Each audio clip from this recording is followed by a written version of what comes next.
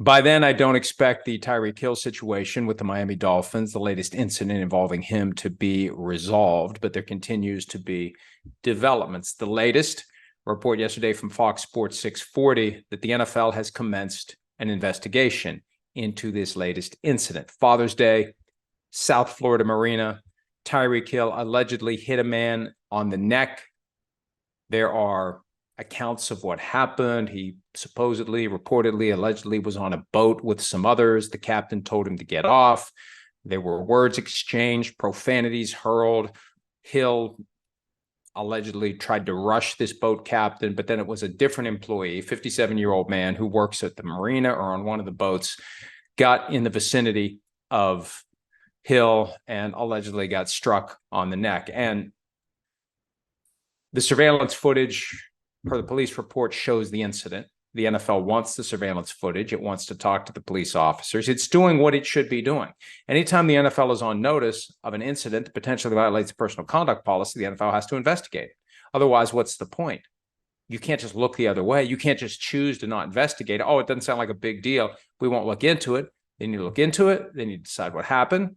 And then they need to eventually decide whether or not a punishment is in order. Now, here's the reality.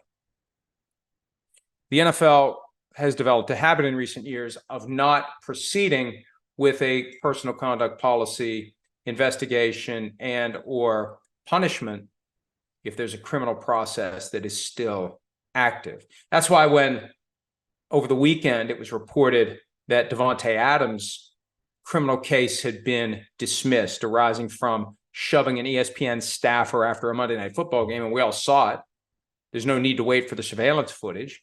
But once that process ends, that's when the NFL can step in and activate the personal conduct policy. Adams is now on the clock.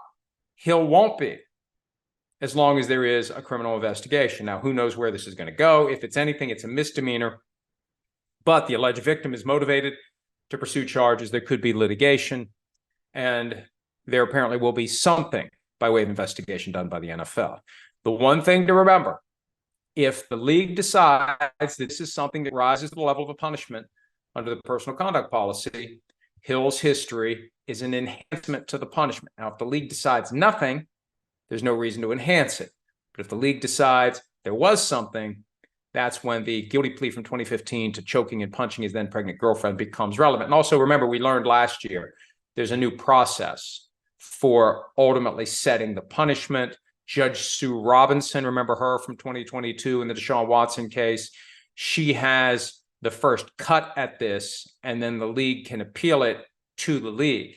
The commissioner has final say, but there are things that Judge Sue L. Robinson can do that will make it harder for the league to dramatically change the final outcome. But that's all down the road.